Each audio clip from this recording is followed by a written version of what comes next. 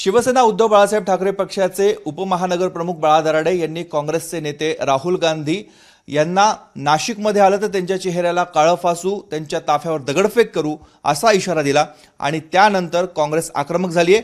काँग्रेसचे पदाधिकारी थोड्याच वेळात नाशिकचे पोलीस आयुक्तांची भेट घेणार आहे, बाळा दराडे यांच्यावर कारवाई करण्याची मागणी करणार आहेत। आपण पोलीस आयुक्तांना भेटणार आहात, काय मागणी असणार आहे? काल जी घटना घडली आणि आपल्या सर्वांच्या माध्यमातूनच तो व्यक्ती कोण आहे तो डोळ्यासमोर आला। खरं तर फार ओळख नाही, त्याच्या पक्षातही तो दुर्लक्षित दिसतो आहे आणि असा काहीतरी स्टंट करून आपल्या पक्षातल्या नेत्यांना आकर्षित करण्याचा हा केविलवाणा प्रकार आहे। परंतु विषय हा गंभीर आहे की देशाचे विरोधी पक्षनेते, ज्याला संविधानिक पद आहे, ज्याला लोकशाहीमध्ये कॅबिनेट प्रोटोकॉल आहे, अशा व्यक्तीला कोणी उठसूट चिल्लर माणूस उठेल आणि त्याला जर मारण्याची धमकी देईल, दगडं मारण्याची धमकी देईल, हा प्रकार अतिशय चुकीचा आहे। गेल्या 24 तासामध्ये खरं तर पोलीस प्रशासनाने याच्यावर पावलं उचलले पाहिजे होती, त्याच्यावर गंभीर गुन्हा दाखल करायला पाहिजे होता, त्याला आत्तापर्यंत लॉकअपमध्ये टाकून कोर्टात हजर करायला पाहिजे होतं। परंतु पोलीस प्रशासनाने कुठलीही कारवाई केलेली नाही। केवळ राहुल गांधींबद्दल बोलल्याबद्दल हे सरकार किंवा हे शासन काही कारवाई करत नाही का, ही पण शंका आमच्या मनामध्ये। दुसरी गोष्ट, जेव्हा मारण्याची धमकी एखादा माणूस देतो तेव्हा त्याच्या मागे काही गुन्हेगारी पार्श्वभूमी आहे का, हे पण पोलीस प्रशासनाने आत्तापर्यंत तपासायला पाहिजे होतं। की आम्हाला जी माहिती मिळाली की अनेक बाकीच्या केसेसमध्ये या व्यक्तीचं नाव आहे, खरं तर हा ओळखीचा नाही, काही पदाधिकारी नाही, कोणी शिवसेनेचा नेता पुढे येऊन सांगायला तयार नाही की हा आमच्या पक्षाचा नेता आहे। जो तो म्हणतो याचं वैयक्तिक मत असू शकतं, परंतु मारण्याची धमकी देणे आणि तुमच्याच पक्षाचा तो काय शहर उपाध्यक्ष वगैरे म्हटला जातो, अशा वेळी पोलिसांनी गंभीर दखल घेतली पाहिजे। आज आम्ही सर्व काँग्रेसचे पदाधिकारी पोलीस आयुक्तांना भेटून मागणी करणार आहे की ह्याच्यावर गंभीर गुन्हा दाखल करावा आणि लॉ अँड ऑर्डरचा धाक या महाराष्ट्रात जो संपत चालला आहे त्याला हे चांगलं उदाहरण असेल की ह्याला जेलमध्ये घालावं। तुम्ही पक्षाचे पदाधिकारी आहात, तुम्ही तक्रारच अद्यापपर्यंत केली नाही तर पोलीस कशी कारवाई करतील? मुळात एक गोष्ट लक्षात ठेवा की राहुल गांधी काही सामान्य माणूस आहे का? राहुल गांधी विरोधी पक्षाचे नेते आहेत, कॉन्स्टिट्यूशनल पोस्ट आहे, त्याला कॅबिनेट दर्जा आहे।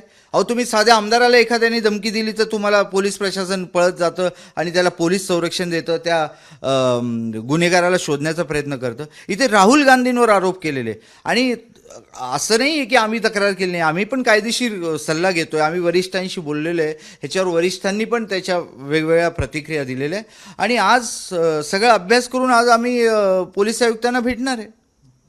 काय कुठल्या स्वरूपाचा गुन्हा दाखल करण्याची मागणी आहे? हे बघा, हे सरासर जीवे मारण्याची धमकी दिलेली आहे।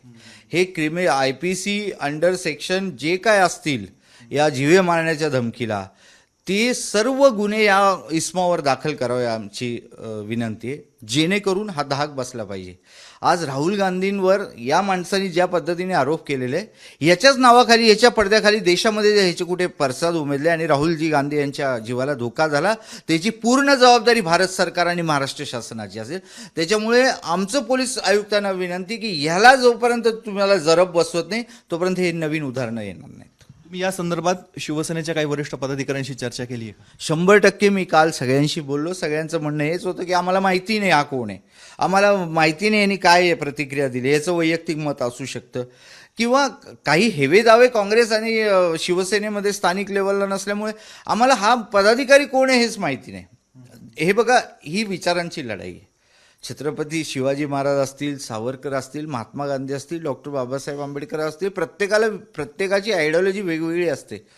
अशा वेळे कुठल्याही चिल्लर माणसाने उभं राहावं आणि त्यांनी आयडिओलॉजी, त्याला काय इतिहास माहिती आहे, त्याला इतिहासाची त्याला अजून माहिती नसेल इतिहास काय, परंतु ज्या पद्धतीने हा स्टंट केला आहे, या स्टंटमधनं मला थोडीशी भीती गुन्हेगारी प्रवृत्तीची वाटते। म्हणून मला पोलीस आयुक्तांना विनंती आहे की याच्यावर गंभीर गुन्हा दाखल व्हायला पाहिजे। हे आहेत आकाश छाजेड, काँग्रेसचे नाशिकचे शहराध्यक्ष आहे। त्यांचं म्हणणं आहे की 24 तास उलटून गेलेले आहेत, पोलिसांकडनं खरं तर सुमोटो कारवाई होणं अपेक्षित होतं, मात्र पोलिसांनी कारवाई केली नाही। त्यामुळे थोड्याच वेळात ते नाशिकच्या पोलीस आयुक्तांची भेट घेणार आहे आणि बाळा दराडे यांच्यावर गुन्हा दाखल करण्याची मागणी करणार आहेत। कॅमेरामन मयूर बारगेजेसह मुकुल कुलकर्णी, ABP माझा, नाशिक। ABP माझा, उघडा डोळे बघा नीट।